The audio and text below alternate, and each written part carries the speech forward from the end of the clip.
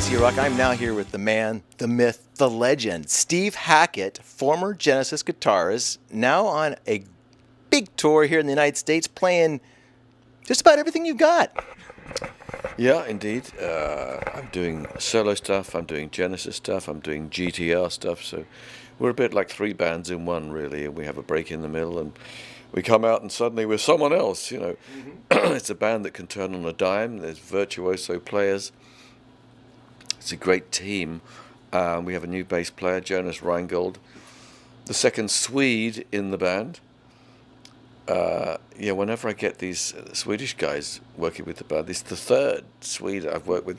I think the Swedes are taking over the world, but they're always so much taller than me, of course. Yes, yes. Taller and blonder.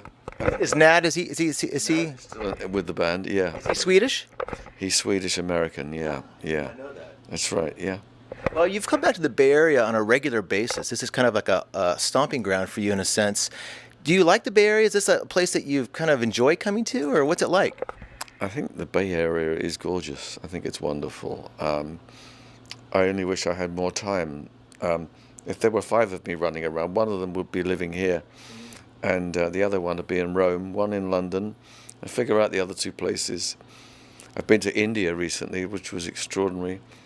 Incredible drummers, incredible, not just the tabla stuff, but some of the stuff I've heard is absolutely mind-blowing recently. So, you know, it's a big world, and I try and get around to most of it as much as I can. Well, you've been doing it for so long. I mean, look back to the days of Genesis. You started playing guitar with them at age 20, I believe. And now here you are. This is quite a journey from 1970 to 2018. And here you are playing this Genesis music that's classic from the Peter Gabriel's and Phil Collins era time period that people love. And you're doing it at such a high level. I mean, that's the amazing part about it. The sound quality of what you're producing it's amazing. Well, I figured that, you know, there are people that work with certain bands. I know Roger Waters does everything from The Wall to, I believe he does Dark Side of the Moon, and claims all that legacy, heritage, whatever you want to call it. So I think if you fought hard for it back in the day, you might as well stand by your guns and say, this stuff is, to my mind, it's still heartfelt, it's still classic. But at the same time, I like to record new stuff. So I don't just want to be a museum act. I think, you know, this probably befalls many performers when they reach a certain age.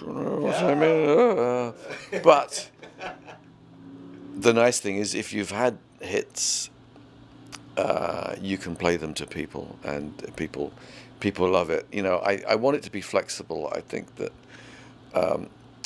yes, it's a so-called solo show, but it's the team that does it. It's a great team. I love working with these guys.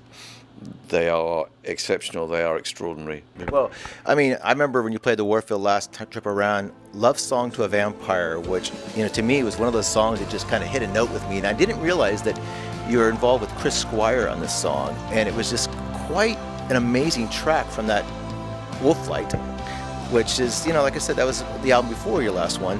What was it like working with Chris? Did you like Chris? Was he a cool guy? Oh, yeah, I like working with Chris a lot. Extraordinary thing. He was extraordinary character. Of course, he was the driving force behind Yes. And I know the band continues in two different incarnations at the moment. Chris was quite a character. He asked me to join Yes, in fact, at one point. I thought, oh, it's very flattering.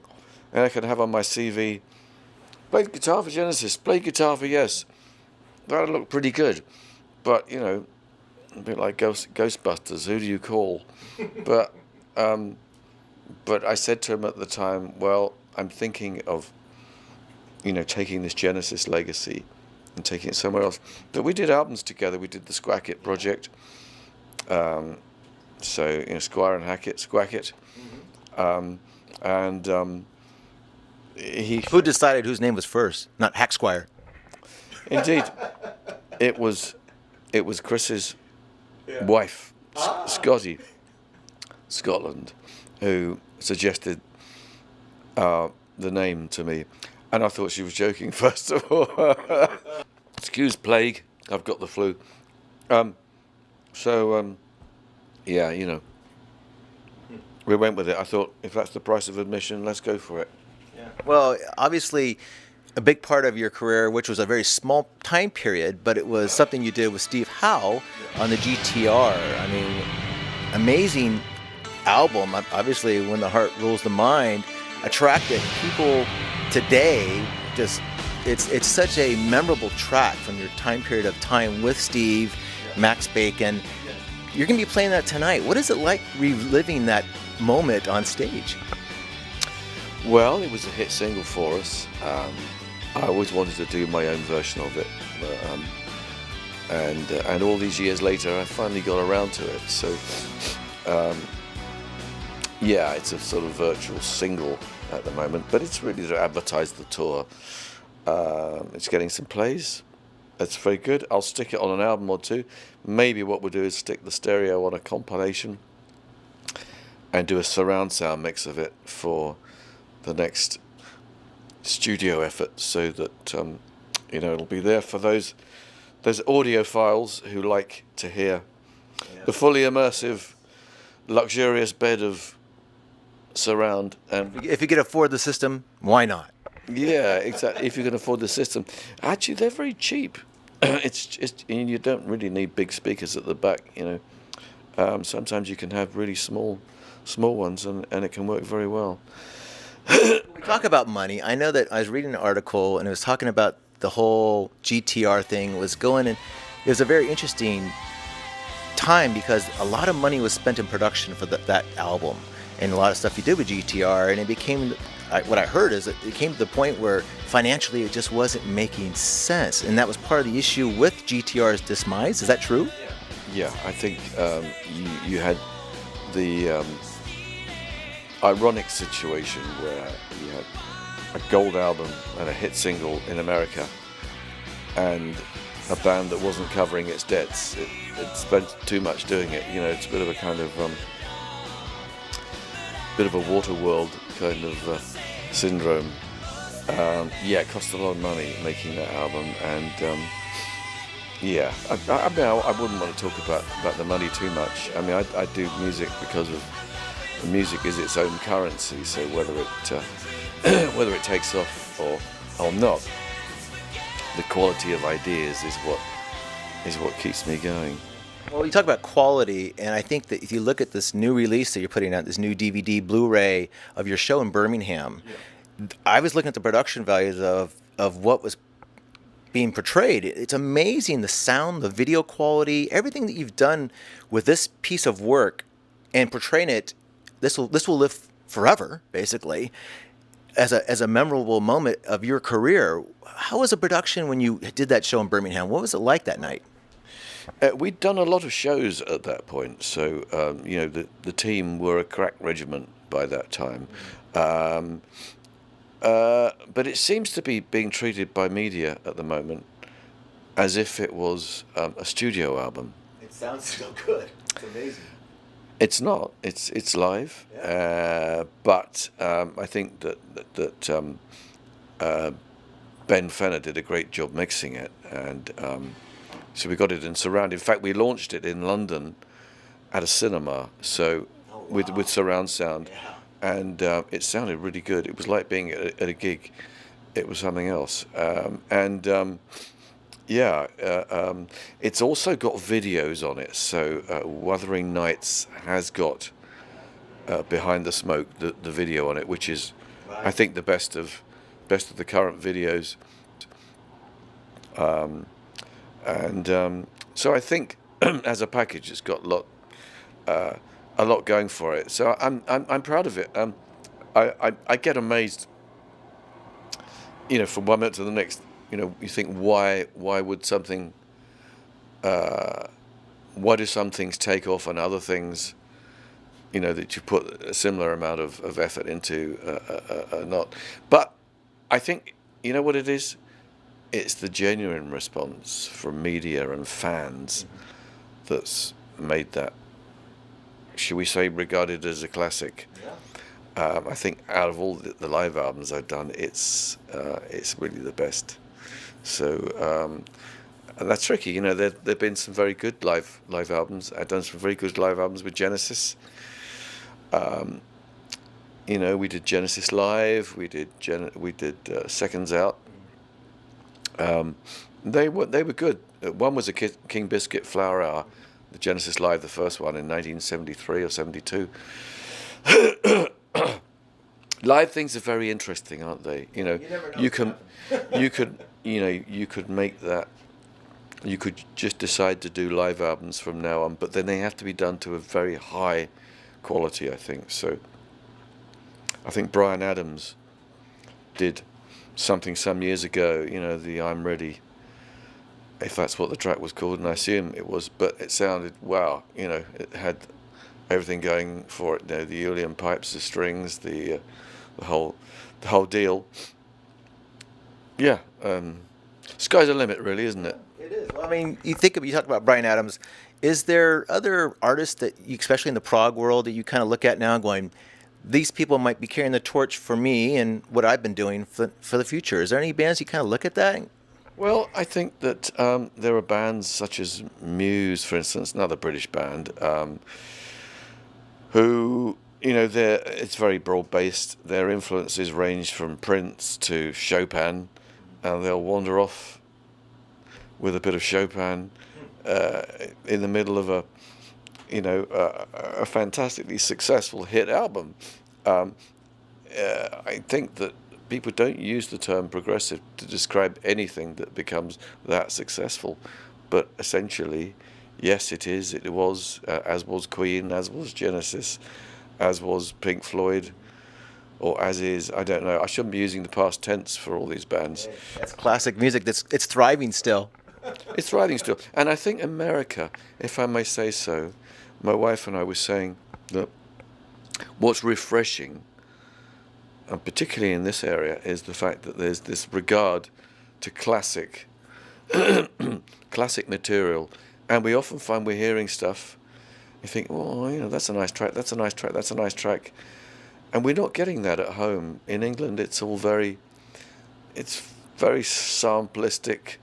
It's very, you know, vocals that have been obviously treated and yodeling around and all that.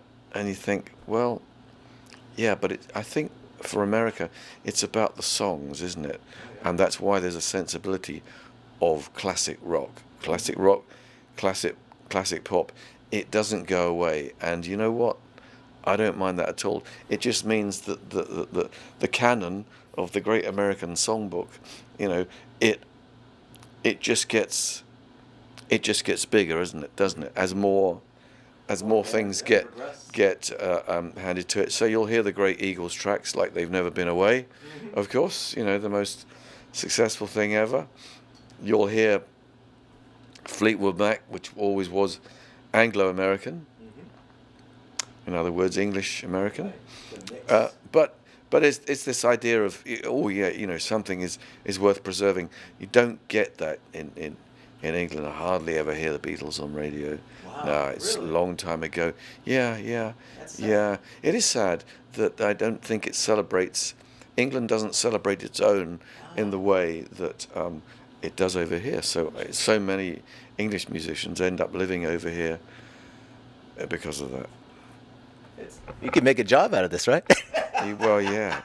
What would you do if there wasn't a guitar in the world, Steve? I mean, what would you be, a banker?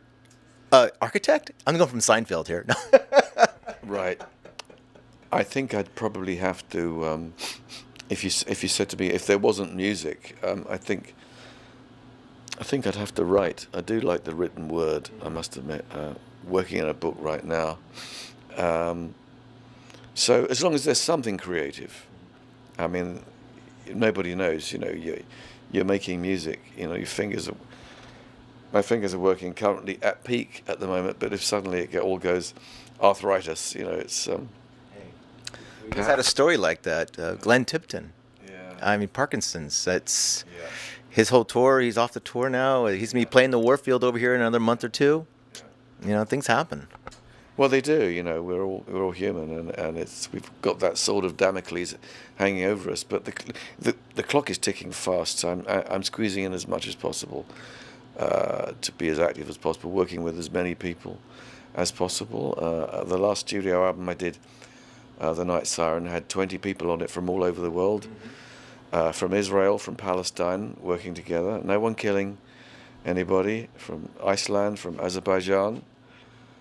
Is that the song 50 Miles to the North Pole? Oh yeah, 50 Miles from the North Pole. That's one of them, but the whole album had this sort of well, pan-genre and geographically, we stretched a wide net over the whole of the world. From India to England to the United States, and instruments from everywhere. So that's how I see it. It's the legacy of all of that I think that music can do something that politicians and politics doesn't do. In other words, there are no borders for musicians. We don't invest in borders, or we simply want fellowship and to work with the best. We want harmony, we want globalization. Nationalism isn't going to lead anywhere. Hitler tried that already. But people just don't look to history. I say like Churchill, look to history. Napoleon, there you go. You got to watch out, with all this stuff. Well, you talk about talent, though. I mean, you played with Rutherford, Collins, Peter Gabriel, Tony Banks. These four people, is there any relationship still kind of thriving at all with you guys? Is there conversations, or do you guys chat at all anymore? We do, but it's a bit like everyone's a king in their own principality, So the idea of reformations is very hard to achieve.